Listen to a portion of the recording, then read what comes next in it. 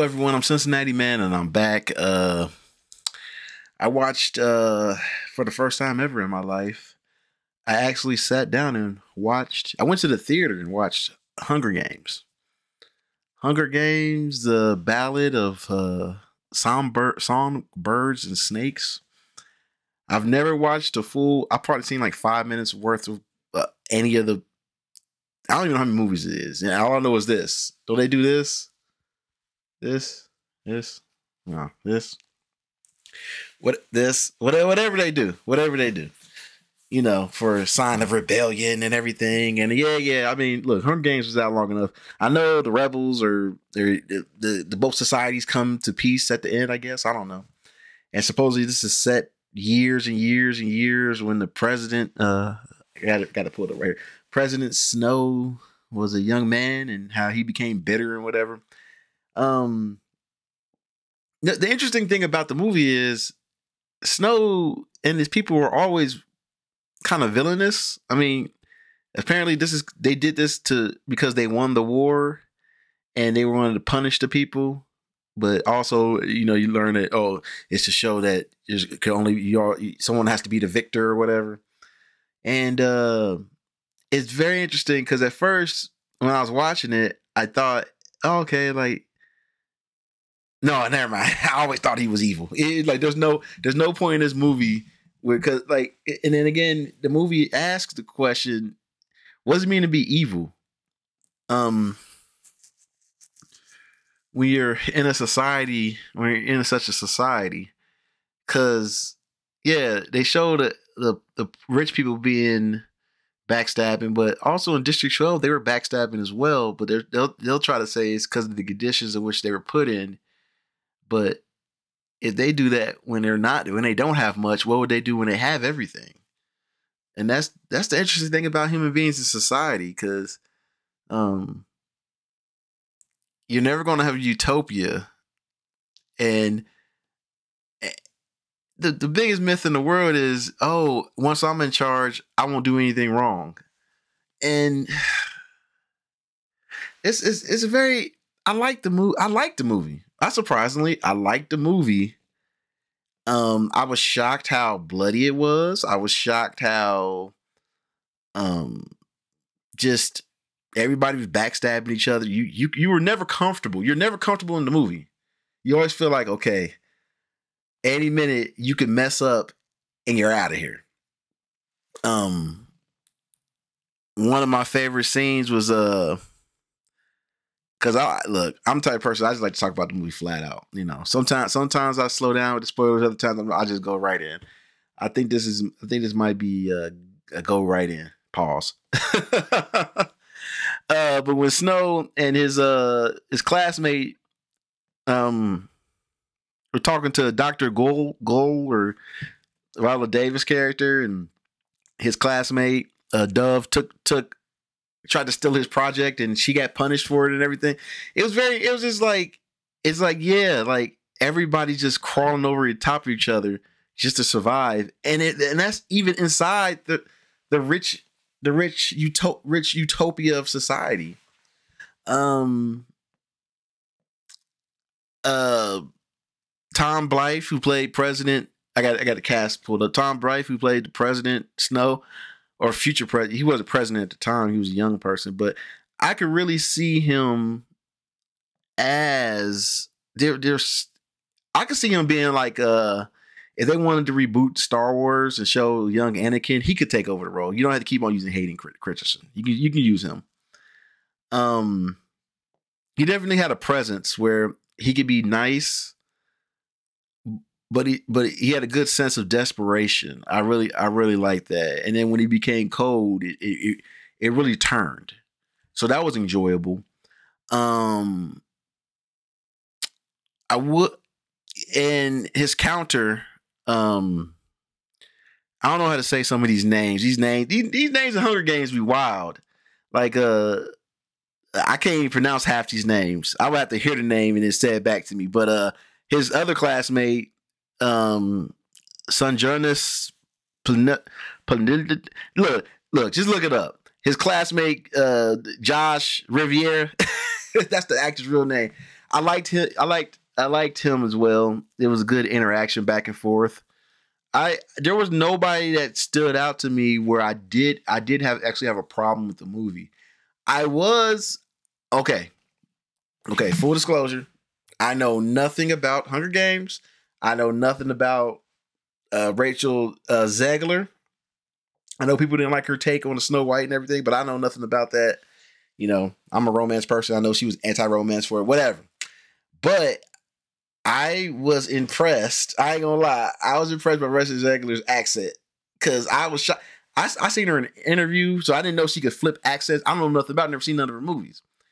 And when she did the accent, like, how y'all doing today? I was like, what is good? I was laughing. I was shocked. And she did good, but it just kept on taking me out of the movie because I was shocked. I didn't expect it. It ain't on her. I didn't expect it. And it's funny. As I was watching the movie, I was like, she got crazy in her eyes. She got crazy. Like there's something crazy about her eyes. So what happens later, it was like, okay, I was right. I was like, whew, I was right. I was like, yeah. I'm trying to think. I know, I know some crazy women, but nah. She had the craziest. Yeah. Anyway,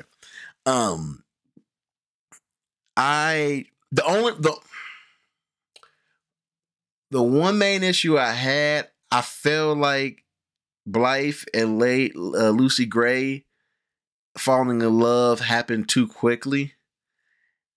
It was almost instant for him, like love at first sight. But of course, I get it. She cute, and he's just like, ooh, girl, you know. But it was still kind of like, that was the man. That was the. It was an annoyance, but it wasn't anything that took me dramatically out of the movie. I mean, there's little stuff like how much time elapsed from the beginning of the movie to the end, because it really felt like a year, maybe a year and 6 months, not 2 years. It was just weird. It kind of wrapped up a little bit.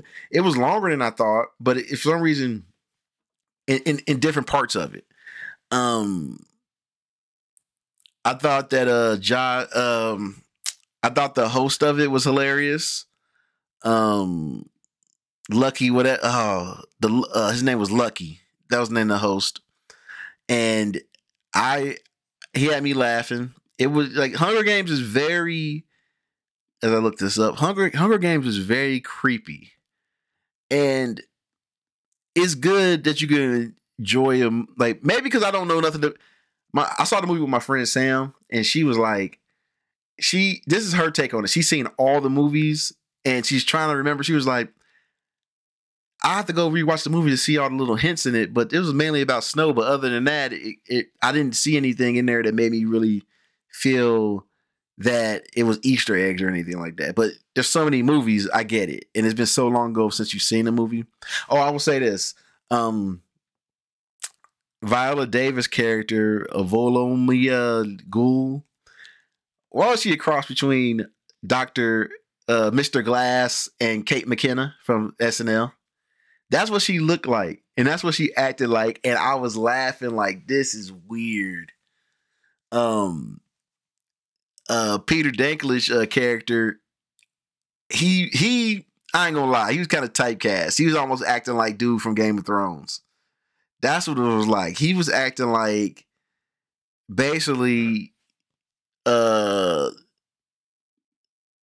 Lannister character. They acted like drunk, irresponsible, mixed with cunning, and then he comes around, but he never came around in this movie. He was just an asshole, and it was weird because like he told him straight up, like, "Look, I'll make you fail. You're gonna fail all this." And I was like, "Why would you tell him like right to his face?" Maybe that's the arrogance of being rich, you know? Because I was like, "That's not a good idea, villain."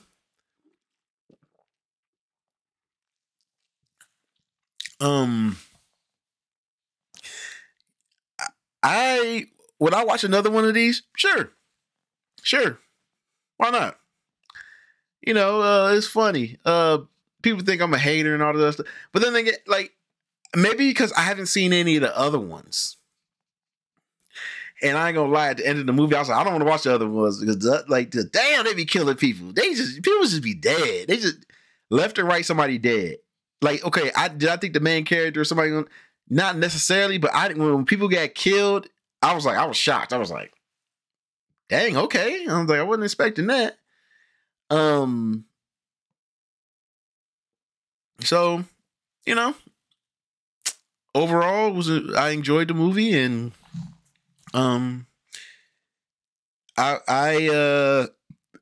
but like I said, it was just a story of a villain becoming more of a villain. That's all.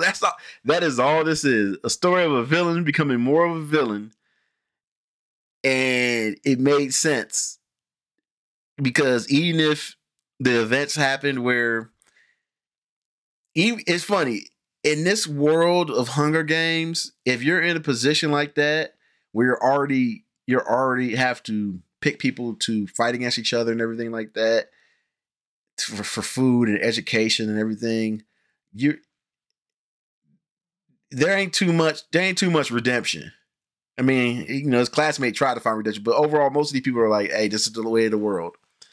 So, I'm Cincinnati man. Everyone take care. I really enjoyed the shock. Oh yeah, wait a minute. You know what's funny? I'm just looking right now. How is this movie PG-13? Explain to me, showing blood running out of people's nose, people getting stabbed, people getting their necks broken, people getting shot. How's it PG-13? How's it PG-13? And then I looked over at Sam and I was like, wait a minute. Like, they kiss, but we ain't get no they kiss, but we ain't get no him shirtless and they about to make love or anything like that, because they were in love. And I'm sitting here like, wait a minute. She's like, oh yeah, they don't really show sex or nothing like that Hunger Games, but they show death. They show everything else. Come on, man. This movie should have been rated R. But I get it. If PG-13 can bring more people in, but man, this is some violent 13-year-olds out there, huh? Well, I'm Cincinnati man. Everyone take care. Bye-bye. And I'll be interested to see if they do any more prequels. Have a good one.